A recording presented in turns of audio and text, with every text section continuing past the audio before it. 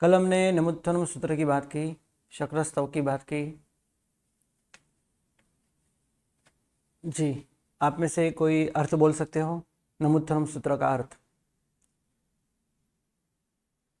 नमुत्थनम सूत्र का अर्थ। जी, हेमांगी बेन आप बोलो। हेमांगी, हाँ जी, प्रणाम बोलो।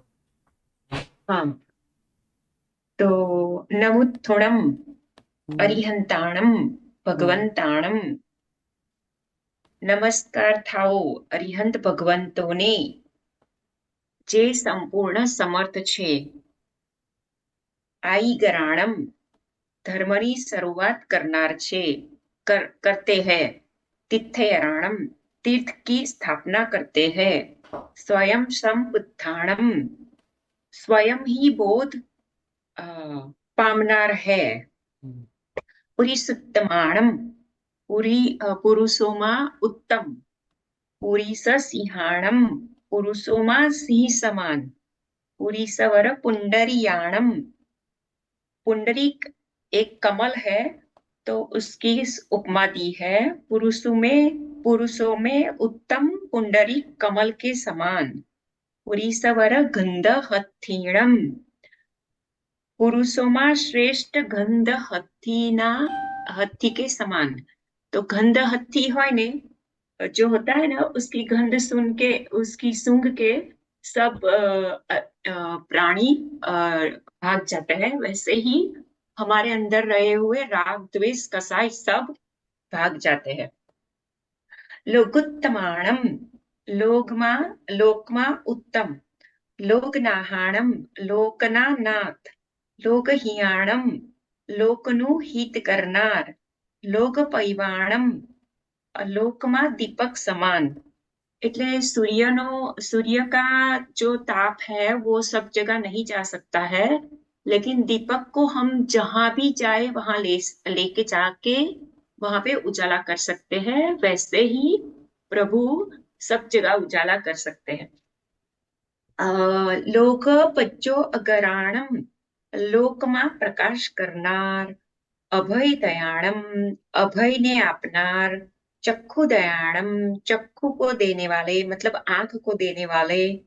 तो आंख का मतलब ये नहीं है यहाँ पे, मतलब सच्चा मार्ग देने वाले, सच्ची सच्ची चीजें को दिखाने वाले. मग्ग दयाणम मार्ग मार्ग को देने वाले. शरण दयाणम शरण देने वाले. बोहि दयाणम बोहि यानी संकेत, सच्ची श्रद्धा देने वाले, सच्ची चीजों का सच्चा ध्यान देने वाले.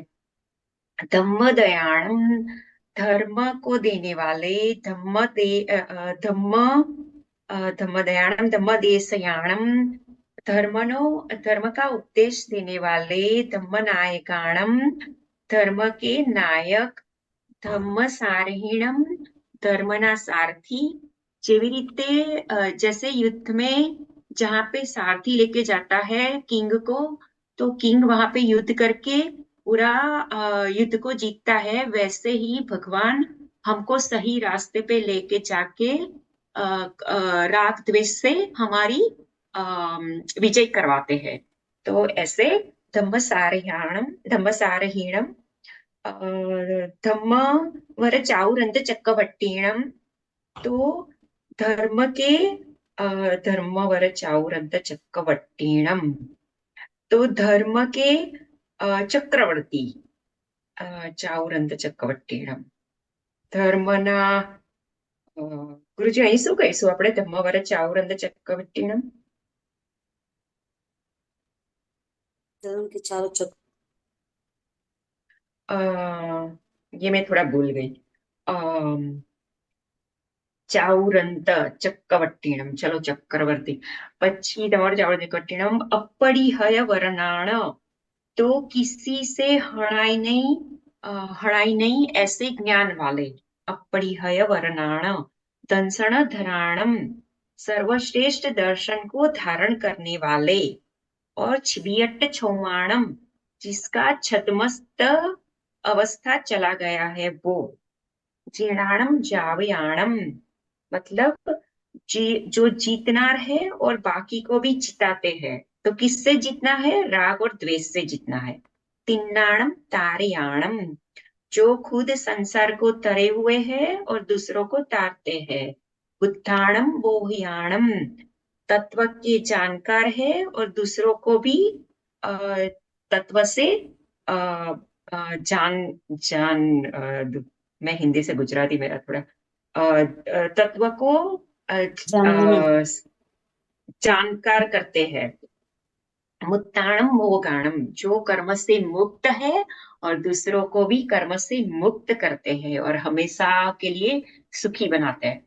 सपन्नूणम, सो मतलब सर्वज्ञ, सर्वदर्शी, सपदर्शीणम मतलब सर्वदर्शनीय। शिव, शिव यानी कल्याण रूप। सो यहाँ पे शिवम लेना है, शिवम यानी कल्याण रूप। देन अयल, अयल यानी अचल, અયલમ એટલે અચલ. then અરુવમ, અરુવમ એટલે રોગ રહિત. અરુવમ અનંતમ, અનંતમ means અનંત. પછી Akshay, Akshay means Akshay, અક્ષયમ. then અવ્યાબાદ, અવ્યાબાદ means અવ્યાબાદ. અપ્પાબાહ means અવ્યાબાદ, अव्यबाधम. પછી अपूर्णावित्ति, अपूर्णावित्ति मीन्स कभी वापस नहीं आना है, ऐसी जगह, ऐसी जहां से कभी वापस नहीं आना है, ऐसी जगह। और अपूर्णावित्ति, मपूर्णावित्ति, मपूर्णावित्ति सिद्धि गई नामधेयम। तो सिद्धि गति नाम के स्थान को पामे पामे हुए। थाणम संपत्ताणम, थाणम संपत्ताणम स्थान ने पामेलाने। नमोजीराणम नमस्कार थावो। जिय भयाणम सर्व भयने जीतनार। जे अय्या सिद्धा, जेवो भूतकाल में मतलब लास्ट में, पास्ट में सिद्ध हुए हैं उनको। जे भविसंतीणा गए काले, जो भी भविष्य में सिद्ध बनेंगे। और संपय्य वर्तमाना, जो अभी वर्तमान में है। सब्बे त्रिहण वंदामी, उन सबको मैं त्रिकरण पूर्वक वंदन करता हूँ। तो ये गाथा में हमने सब सिद्धों को वंदन किया, पास्ट के, फ्यूचर के और वर्तमान के सब सिद्ध भगवान को नमस्कार किया लास्ट गाथा में। तो गुरुजी आ गए। गुरुजी, ओके ओके। गुरुजी एक मैं समझा नहीं पाई, वो भी कौन सा नहीं समझा पाई मैं? मुत्ताणम बुद्धाणम बोहयानम। नहीं दम्मवर चौरत्न चक्रवर्ती ने। हाँ, धम्मवर चाउरंत चक्रवर्तीनम। ओके। धर्म में श्रेष्ठ चारों गति को अंत करने वाले ऐसे चक्रवर्ती के समान। वो चारों गति लेना है। हाँ, वियट चाऊ यानी चार, चार मतलब ये चार एक किसका विशेषण है? चार गति का विशेषण है। ओ, चारों गति को अंत करने वाले, जैसे चक्रवर्ती हर शत्रु को नाश करते हैं और सभी कैसे हम कहते हैं ना, 6 खंड के अंदर जितने भी सारे लोग हैं, जितने भी सारे राजा हैं, ये सब चक्रवर्ती के अधीन हो जाते हैं। यानी पूरे 6 खंड के अंदर चक्रवर्ती का एक भी शत्रु नहीं होता। बस वैसे ही भगवान चारों गति को अंत करने वाले हैं, यानी कर्मरूप जो शत्रु है आत्मा का, वो बिल्कुल आत्मा के अंदर रह ही नहीं पाता, संपूर्ण नाश हो जाता है। यानी चारों गति को अंत करने में चक्रवर्ती समान, ऐसे उसमें भी श्रेष्ठ चक्रवर्ती के समान। कौन सा चक्रवर्ती? धर्म चक्रवर्ती। भगवान को हम धर्म चक्रवर्ती कहते हैं। हाँ, धर्म चक्रवर्ती कहते हैं। जैसे और भी एक समानता यहाँ पे है। कौन सी? चक्रवर्ती और भगवान के समान दोनों की बात करें तो, कि दोनों के बीच और भी एक बहुत बड़ी समानता है। वो ये है कि चक्रवर्ती जब शत्रु को जीतने निकलता है, तब यात्रा करने निकलता है, 6 खंडों को जीतने निकलता है, तब सबसे पहले आगे चक्ररत्न चलता है, वो भी आकाश में। देवता चलाते हैं। कौन चलाते हैं? देवता चलाते हैं।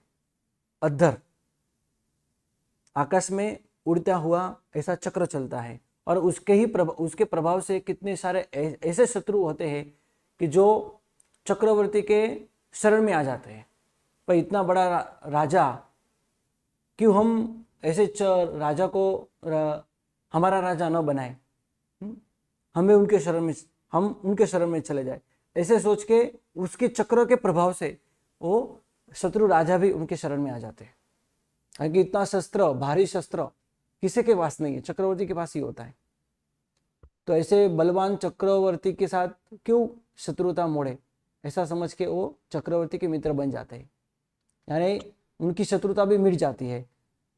वैसे ही भगवान जब यहां से वहां विहार करते हैं तो सबसे पहले आगे चक्र चलता है, उसको हम धर्म चक्र कहते हैं, और उसके प्रभाव से हर मनुष्य के दिल में धर्म का स्थान हो जाता है।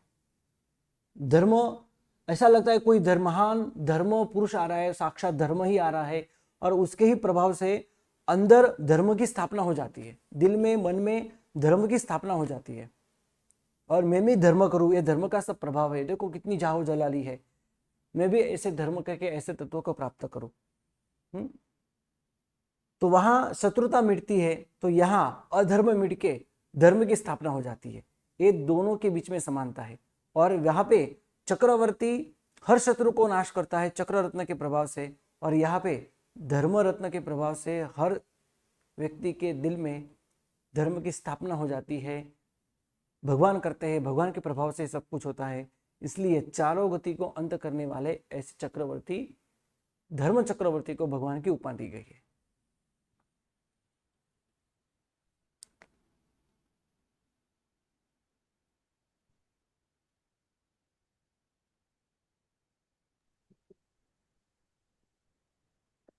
बोलो। प्रणाम गुरुजी। प्रणाम। गुरुजी, चक्रवर्ती को कोई मतलब दुश्मन होता ही नहीं है? नहीं, चक्रवर्ती जब चक्रवर्ती बन जाते हैं, संपूर्ण बन जाते हैं, पूरे 6 खंड के अंदर उनके कोई शत्रु नहीं होते। जो शत्रु हो तो चक्र रत्न कभी भी आयुधशाला में, व्यायामशाला में प्रवेश ही नहीं कर पाएगा, करेगा ही नहीं।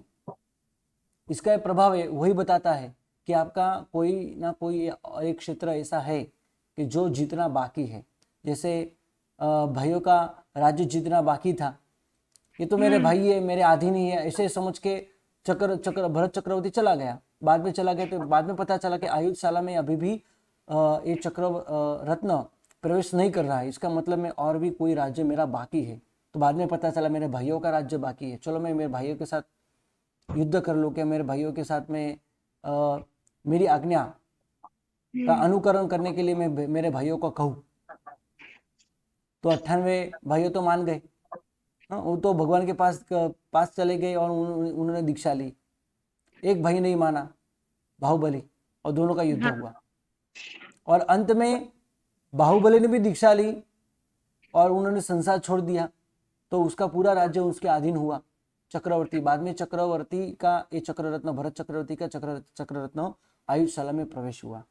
मतलब ये नियम है। हाँ, लेकिन गुरुजी, वो तो चक्रवर्ती होने के बाद उनका कोई दुश्मन नहीं होता, लेकिन पहले तो वो दूसरे राजा उनकी शरण में आते हैं, लेकिन मन में तो उनको होगा ही ना कि हमारा राज्य उन्होंने मतलब ले लिया या उनके शरण में। जरूर जरूर। लेकिन भगवान ने उनको बोधि दुर्लभ भावना की बात की कि आपको ये मनुष्य धर्म की प्राप्ति हुई है, ये इस मनुष्य जन्म में सबसे बड़ा कोई धन हो तो धर्म ही है। और धर्म, सर्वश्रेष्ठ धर्म सम्यक दर्शन है, जो आपको भेंट स्वरूप में मिला है, मेरी परंपरा में आपको मिला है, तो आप भी धर्म का पालन करो। अंत में उन्होंने सबने 98 भाइयों ने भगवान के पास दीक्षा ली और केवल्यान की प्राप्ति भी कर ली। नहीं, वैसा नहीं गुरुजी, उनके जो मतलब राज्य जीतने के पहले जो राजा शरण में आते हैं ना उनके, हाँ, उनकी क्या बात है? उनको उनके मन में तो थोड़ी तो वैर भावना होगी ही ना। बाद में नहीं रहती, बाद में नहीं रहती। हाँ, क्यों नहीं रहती? क्योंकि चक्रवर्ती राजा, उनके पास इतना सारा धन संपत्ति आदि होती है तो उनको सब मिलता है ना, उनको सब कुछ राजा चक्रवर्ती के पास से मिलता है, कुछ ना कुछ मिलता है, तो सब खुश हो जाते हैं, राजा के साथ कोई शत्रुता नहीं करते। और इतने बड़े शत्रु के, चक्रवर्ती के साथ कोई शत्रुता करेगा? नारियल देके नारियल, लाल मिर्ची, हल्दी, नमक, राई। बोलो। चलो अभी नमुत्थनम सूत्र की बात करते हैं आगे, उनकी संपदा की। संपदा के नाम क्या है, उसके अंदर कितने पद है, कौन कौन से है? चलो कौन बोलेंगे? किसी की बोलने की इच्छा है? बोलो। ગુરુજી આપણે વિશેષણ કેટલા છે એ કરવાનું છે ને? हाँ जी जी जी, ये छेल्ले करिए, बोलो। संपदा की बात बोलनी है। जो उषाबेन मेहता, आप बोलिए, बोलना है, सबको आना जरूरी है। सब कुछ नाम यहाँ बताइए, लिखे हैं मैंने जी, बोलो। पहली संपदा छे नमुत्थनम अर्यंताणम भगवंताणम, हाँ स्तोतव्य संपदा। राइट। बीजी छे आईगराणम इसका अर्थ तिथयाणम बोलो, संयम इसको, संबुद्ध। हाँ इसका अर्थ बोलो कि वे स्तोतव्य संपदा क्यों है, स्तोतव्य क्यों कहा जाता है उसको, इस संपदा को? भगवान की स्तुति करते हैं गुरुजी इसमें। हाँ, स्तुति, स्तुति यानी क्या, सबको पता है ना, स्तुति यानी भगवान का गुणगान आदि करना, स्तुति। और स्तुति करना यानी भगवान के गुणगान करना, और स्तुति करने लायक जो है वो स्तोतव्य कहाँ गया है? स्तोतव्य यानी तव्य, आपको, आपने संस्कृत पढ़ा हो तो आपको पता होगा, नहीं तो ठीक है याद रख लो। तव्य, अनीय और य, ये तीन प्रत्यय ऐसे आते हैं योग्य अर्थ में। कितने योग्य अर्थ के अंदर आते हैं, जिन्होंने पहले बुक की है उनको पता होगा। तव्य यानी योग्य, तव्य, अनीय और य, ये तीन प्रत्यय आते हैं। तो स्तुति करने योग्य कौन है? स्तुति करने योग्य अरिहंत परमात्मा है।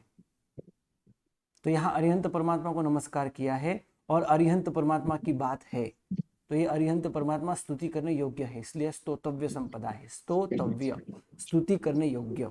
और इसके अंदर कितने पद है? 2। कौन कौन से 2 पद है?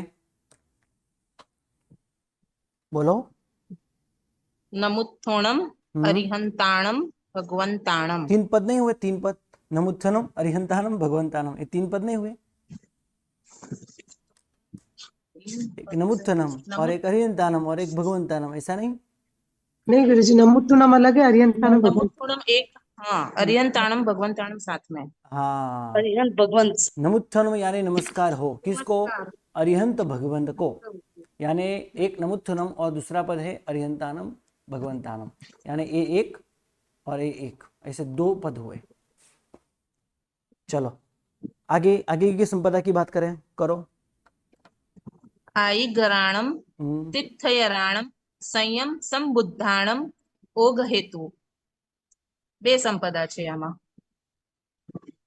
2 नंबरनी संपदा, 3 पद। बोलते जाओ आगे। पूरी हाँ, पुरी सुत्तमाणम, पुरी सिंहाणम, पुरी सवर पुंडरियाणम, पुरी सवर गंध हथिणम। विशेष हेतु 4 संपदा। लोगुत्तमाणम, लोगनाहाणम, लोगहियाणम, लोगपैवाणम, लोगपज्जो अगराणम। उपयोग संपदा 4 पद। अभयदयाणम, चक्षुदयाणम, मग्गदयाणम, शरणदयाणम, बोहिदयाणम। तद हेतु संपदा 5 पद।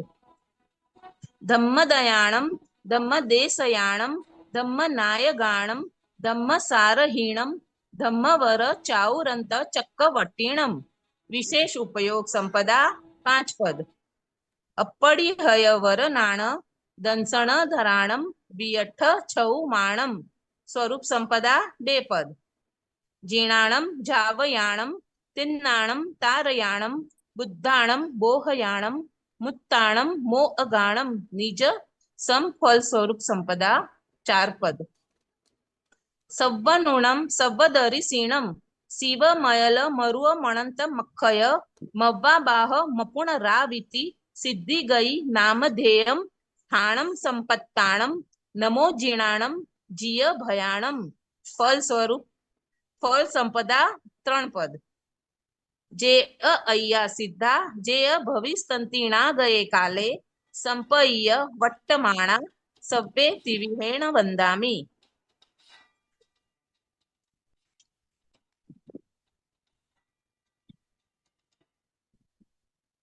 ओके, ये सबका अर्थ भी करवाना है. बोलो. स्तोतव्य संपदा यानी क्या, ओघ हेतु संपदा यानी क्या, विशेष हेतु संपदा यानी क्या, वो भी बोलिए.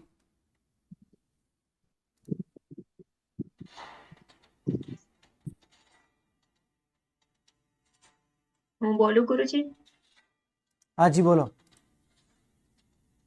એટલે સ્તોતવ્ય એટલે સ્તુતિ કરવા યોગ્ય, એ સ્તોતવ્ય સંપદા. પછી ઓગ હેતુ. ઓગ એટલે સામાન્ય હેતુ, એટલે એમાં સામાન્ય હેતુ બતાવ્યા પરમાત્માને નમસ્કાર કરવાના. પછી ત્રીજી હતી એ ત્રીજી ગાથા, ત્રીજી સંપદા વિશેષ હેતુ સંપદા હતી. તો એમાં વિશેષ કારણ બતાવ્યા દર્શન કરવાના. પુરુષોત્તમાણમ, પુરુષમાં ઉત્તમ છે વગેરે. પછી ચોથી હતી સામાન્ય ઉપયોગ સંપદા. તો અરિહંત ભગવાન સામાન્યપણે સર્વલોકના પરમાર્થ અને પરાર્થના ઉપકારી હોવાથી લોગુત્તમાણમ થી લોગપચ્ચોગરાણમની સામાન્ય ઉપયોગ સંપદા. પછી પાંચમી તદ હેતુ સંપદા. તો તદ હેતુ એટલે કે સામાન્ય ઉપયોગમાં અભયદયાણમ એટલે સર્વલોકનું પરમાર્થ કરવામાં કારણભૂત શું? તો અભયદયાણમ શરણદયાણમ બોહિદયાણમ સુધીની, બરાબર, એ તદ હેતુ સંપદા. પછી વિશેષ ઉપયોગ સંપદા. તો ભગવાન જે વિશેષ ઉપયોગ પ્રયોજન રૂપ અર્થ વાળા જે શબ્દો છે, ધમ્મદયાણમ, ધર્મદેશયાણમ, ધર્મની દેશના આપનાર, ધર્મને ચારા દિશાઓમાં ફેલાવનાર, તો એ થઈ વિશેષ ઉપયોગ સંપદા. પછી હતી સ્વરૂપ સંપદા. તો અરિહંત ભગવાન કેવા છે? તો અપરિહય વર્ણાણ એટલે અને અપરિહય વર્ણાણ દંસણ ધરાણમ. તો સર્વશ્રેષ્ઠ જ્ઞાન અને દર્શનને ધરાવનારા એવા અરિહંત ભગવાન. અને વિયટ્ટ છોમાણમ, જેનું છદ્મસ્તપણું જતું રહ્યું છે, તો એ થઈ સ્વરૂપ સંપદા. પછી નિજ સમ ફલ સંપદા એટલે પોતે જે વસ્તુ મેળવી છે એની જ વસ્તુ તમને પણ આપે, એ થઈ નિજ સમ ફલ સંપદા. એટલે પોતે સંસાર રૂપ સાધનને તાર્યો છે પોતે, અને બીજાને પણ તરાવે છે. પોતે પણ બોધ પામ્યા છે, બીજાને પણ બોધ પમાણે છે. પોતે પણ મુક્ત થયા છે અને બીજાને પણ મુક્ત કરે છે. એ થઈ નિજ સમફળ સંપદા. અને લાસ્ટ વન મોક્ષ સંપદા.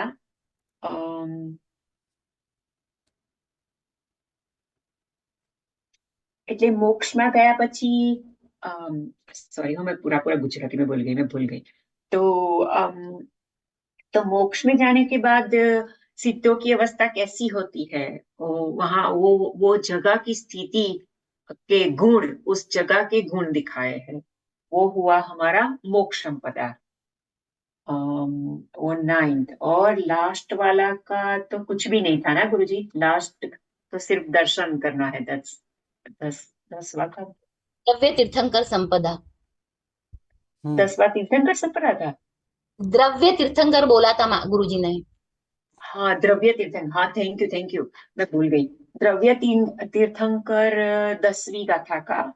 तो उसमें द्रव्य तीर्थंकर को दर्शन किया है, क्योंकि जो हाल में विहरमान है ना, उसको ही भाव तीर्थंकर बोलते हैं. जो पहले हो गए, जो तीर्थंकर नाम कर्म निकाचित किया, और जब मनुष्य के भाव में थे तो तभी उनको द्रव्य बोलते हैं, द्रव्य तीर्थंकर। और केवल ज्ञान होने के बाद भी उनको द्रव्य तीर्थंकर बोलते हैं। तो सिर्फ केवल ज्ञान की जो अवस्था है ना, उसी में से भाव तीर्थंकर बोलते हैं। तो उसमें पहले और बाद में की दोनों की अवस्था को दिखाई हुई है और सबको दर्शन किए हमने, सबको वंदन किए। तो वो हुई हमारी द्रव्य तीर्थंकर संप्रदाय। वाह, सरस। हम्म, भाव तीर्थंकर के आगे पीछे की अवस्था, भाव तीर्थंकर के आगे पीछे की अवस्था यानी द्रव्य तीर्थंकर, मोक्ष में द्रव्य तीर्थंकर, और इसमें इसके अंदर इसके पहले भी तब जब उन्होंने तीर्थंकर नाम कर्म का बंद किया हो, तो भी वो द्रव्य तीर्थंकर कहे जाते हैं, या फिर नहीं भी किया हो तो भी वो द्रव्य तीर्थंकर कहे जाते हैं, क्योंकि वो तीर्थंकर परमात्मा की आत्मा है। जैसे मैंने उदाहरण से आपको बोला था, लक्ष्मण जिन्होंने अभी भी तीर्थंकर नाम कर्म वर्जन नहीं किया, नरक में है, चौथी नरक में अभी।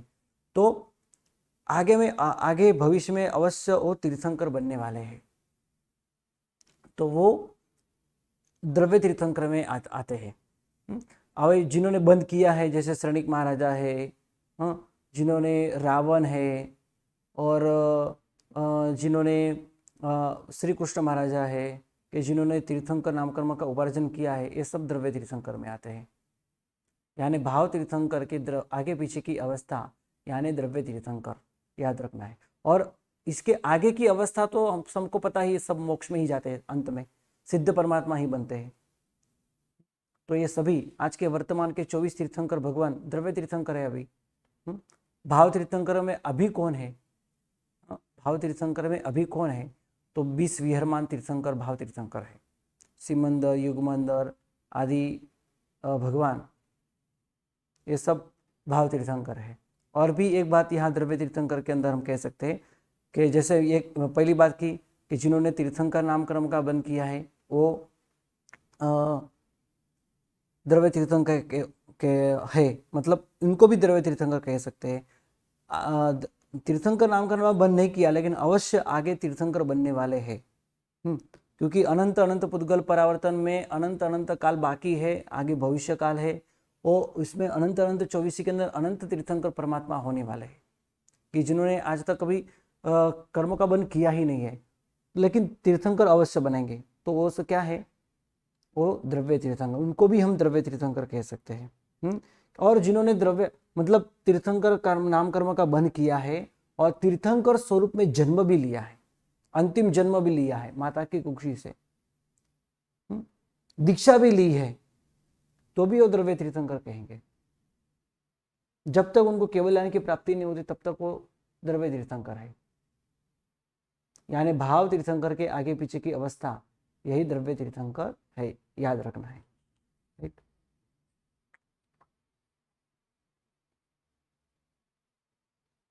नमुत्थुनम सूत्र, स्तोतव्य संपदा 2 पद है। नमुत्थुनम अरिहंतानम भगवंतानम, ओघ हेतु संपदा ऐगराणम तिथयराणम स्वयं संबुद्धानम, विशेष हेतु संपदा पुरुषोत्तमानम पुरुषस्यानम पुरुषवर पुंडरीयानम पुरुषवर गंधहत्तीनम, 4 पद। उपयोग हेतु संपदा, भगवान हमारे लिए कैसे उपयोगी बनते हैं कि लोक में उत्तम है, लोगोत्तमानम लोगो नानम लोगो हियानम लोगो वयुआनम लोगो बज्जो वगैरहनम, 5 पद से बताया है। तद हेतु संपदा, अभय दयानम चक्षु दयानम मग्ग दयानम शरण दयानम वही दयानम, 5 समझ। सविशेष उपयोग संपदा, धम्म दयानम धम्म देशयानम धम्म नायकम आदि 6 पद। स्वरूप संपदा, अपरिहय वर्णान संधराणम व्यक्त छोमानम, ये 2 पद। निज सम फलद संपदा, जिनानम जावयानम दिनानम तारयानम दानम बोयानम दानम मोगानम, 4 पद। और मोक्ष संपदा 3 पद। चलो संबंधनम आदि से 3 पद हमको गिन के बताए, कैसे 3 पद हो गए? बोलो गुरुजी बोलू? हाँ बोलो। सब्बनुनम सब्ब दरिसिनम 1, शिव मयल मरुव मणंत मक्कय मव्वा भाव म पुनरावृत्ति सिद्धि गई नामधेयम ठाणम संपत्पणम 1, दूसरा। ओके चलो, एक नमो प्रश्न दिनानम जी अभय। जी, ओके ठीक है। एक प्रश्न कल मैंने आपको पूछा था, अभी स्क्रीन बंद हो चुकी है, तो कल हम इसका जवाब देखेंगे। सबको और थोड़ा टाइम है तो कल फिर से एक बार सोच के आना है कि अरिहंत परमात्मा के गुण कितने हैं, यहाँ कितने विशेषण बताए हैं, अरिहंत परमात्मा के कितने विशेषण बताए हैं, याद करके आना है। बस आज इतना ही। प्रणाम। जी नमो गुरुजी। नमः। गुरुजी बताइए। गुरुजी एक प्रश्न था, गोती लीधું છે। हाँ हमने जी किया जी, है प्रश्न पूछिए। ये विशेषण हमने किया है गुरुजी, तो उसमें हाँ, थोड़ा सा डाउट है कि मतलब मैंने काउंट सब किया है और ठीक है, तो वो कल देख लेंगे। और दूसरा कुछ प्रश्न? गुरुजी मेरे को वो तद हेतु समझ में नहीं आया। कौन सा? तद हेतु इस कारण मतलब किस अ, कारण से तद? तद हेतु संपदा। हाँ, इसके पहले कौन सी संपदा है? उपयोग संपदा। उपयोग संपदा में कौन से पद है? अ, लोगुत्तमानम लोगनाहनम हुआ। हाँ, बराबर। इसके अंदर भगवान हमारे लिए उपयोगी है, क्योंकि तीनों लोग के नाथ है, तीनों लोग के ये भगवान स्वामी है। लोगोत्तमानम लोगनाहनम लोगहियानम, लोग के हित करने वाले है ना। और इसके हाँ, बाद तद हेतु, तद यानी संस्कृत शब्द है तद यानी ते यानी वो। हिंदी में हम कह सकते हैं वो। क्या? तो ऊपर जो उपयोग की बात की है, भगवान कैसे उपयोगी हम हमारे लिए बनते हैं, तो इसका कारण बताया है, उपयोग का कारण बताया। भगवान उपयोगी बनते हैं हमारे लिए, भगवान उपयोगी है। ओके। हाँ, तो इसका कारण यहाँ पे बताया, तद हेतु संपदा। बोलो अभी कौन कौन से पद है? लोगुत्तमानम लोगनाहनम। बोलो। तद हेतु संपदा में अभयदानम। कौन से पद है? गुरुजी अभयदानम चक्षुदयानम। हाँ, तो भगवान हमको अभय देते हैं, भगवान के पास से हमको अभय मिलता है। भगवान जब चारित्र लेते हैं तब भगवान हाँ, तब प्रतिज्ञा करते, मैं कभी भी मन से, वचन से, काया से कभी कोई भी जीव को मैं नहीं मारूंगा। तो भगवान के पास से हमको अभयदान मिला। हाँ, हाँ, तो भगवान यानी उपयोग हेतु संपदा के अंदर भगवान उपयोगी है, इतना ही बताया है। लेकिन उपयोगी कैसे बनते हैं, इसका कारण तद हेतु में बताया है। अच्छा। राइट, इसलिए इसका नाम ही लिखा है तद हेतु संपदा। जी जी जी गुरुजी समझ गई। अभय गुरुजी दयानम, चक्षु दयानम, मग्ग दयानम, शरण दयानम, बोहि दयानम, है ना। चलो बस आज इतना ही। गुरुजी एक प्रश्न। हाँ, धन्यवाद गुरुजी, प्रणाम। ગુરુજી પરમાર્થ એટલે પરમ गुरुजी અર્થ क्या? અને પરમાર્થ શબ્દ આપણે હતો તમારા એમાં લખેલો પરમાર્થ, તો परमार्थ પરમાર્થનો અર્થ પરમ વત્તા અર્થ એટલે એનો શું અર્થ કરવાનો અને जो પરાર્થનો શું અર્થ કરવાનો? जो परार्थ यानी दूसरे के लिए सब कुछ करना, पर यानी अलग, दूसरा, अन्य व्यक्ति, उसके लिए सब कुछ करना, वो परार्थकरण। ये परार्थकरण ये भी एक प्रकार का गुण है। मेरे पास सब कुछ है तो मैं दूसरे को दूंगा, मेरे पास है तो वो मैं दूसरे को दूंगा, वो क्या है? परार्थकरण है। जो चाहिए वो देना, अच्छी भाव से देना, वो परार्थकरण है। यानी इसको हम अलग भाषा में कह सकते हैं, अलग शब्द से कह सकते हैं परोपकार। जो चाहिए वो देना, कपड़े चाहिए तो कपड़े देना, खाना चाहिए तो खाना देना, पैसे की जरूरत है तो पैसे देना आदि, ये परार्थकरण है। उसको परोपकार भी कह सकते हैं। और दूसरा कौन सा शब्द आपने बोला? પરમાર્થકરણ परमार्थ। परमार्थ यानी सच्चा अर्थ, सबसे श्रेष्ठ अर्थ। ऐसा देखा जाए तो परमार्थ से हकीकत में भगवान कौन से है पूरे जगत में? परमार्थ से हम कहेंगे तो जो वितरागी है ना, वही भगवान है। तो परमार्थ यानी विशिष्ट अर्थ से, या फिर सबसे श्रेष्ठ, सबसे उत्तम वो। और इसके अलावा उसके समान दूसरा अन्य कोई धर्म नहीं है, अन्य कोई ऐसा पदार्थ नहीं है जिसके समान आ सकता है। ऐसा सबसे श्रेष्ठ और सच्चा, झूठा ना हो, सत्य हो, ऐसा पदार्थ को हम कहेंगे परमार्थ। लेकिन અહીંયા तो गुरुजी यहाँ देखो, पे तो है एक ना मिनट, गुरुजी वो इस शब्द का अर्थ मैंने बताया। भगवान ऐसे एक करते एक हैं, मिनट, ऐसे एक ऐसे एक बोला मिनट, है एक मिनट, एक मिनट, यहाँ मैंने आपको सिर्फ शब्द का अर्थ बताया। जी। अभी इस परार्थ परमार्थ है ना, ये आपको गुजराती में या फिर हिंदी में वांचन में जरूर आएगा। तो वहां उसका अर्थ क्या करना है, तो हमको ये सोच के बताना होता है, राइट। जी। मैं भगवान की बात उदाहरण से आपको मैं समझाता हूँ। जैसे कि भगवान की बात करें तो भगवान दुनिया में कितने बताए हैं, बहुत सारे भगवान है। देव कितने हैं, बहुत सारे भगवान है, देव है। पर इसमें हमको ये जानना है कि हकीकत में सत्य, सबसे अच्छा सत्य, और जिसे हम अंदर से भावना से कह सकते हैं कि ये सच में सचमुच में ये भगवान है। तो ये कौन से भगवान है? वितराग। वितराग परमात्मा।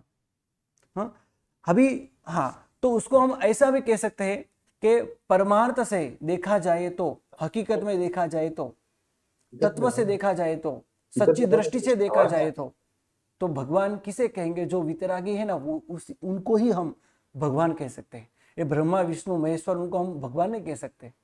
क्यों नहीं कह सकते? ये वो भी हमारी जैसे ही राग द्वेष वाले हैं, हमारे जैसे राग द्वेष वाले हैं। हमारे में और भगवान में क्या अंतर है? वहां पे क्या अंतर है? वो भी उनका भी संसार है, उनकी भी एक पत्नी है लक्ष्मी, उनका भी संसार है, हमारा भी संसार है। भगवान हकीकत में वही है कि जिन्होंने संसार का त्याग किया है, सुख दुख का त्याग किया है, राग द्वेष का त्याग किया है, और आत्मा के अंदर जो लीन है उसी को हम भगवान कहेंगे। तीसरी आंख खोल देंगे तो सर्व सृष्टि का नाश हो जाएगा, ऐसे कि हम भगवान कैसे कह सकते हैं? विष्णु को कैसे हम भगवान कह सकते हैं? ब्रह्मा को कैसे हम भगवान कह सकते हैं? भगवान हकीकत में वही है कि जो वितरागी है, तो उसको हम ऐसा कह सके, परमार्थ से, हकीकत में, सचमुच में, सत्य दृष्टि से देखा जाए तो वितरागी वही भगवान है। इसको हम परमार्थ से ऐसा कहेंगे, राइट। जी बस गुरुजी, आज इतना ही। धन्यवादः। प्रणाम, नमो नमः।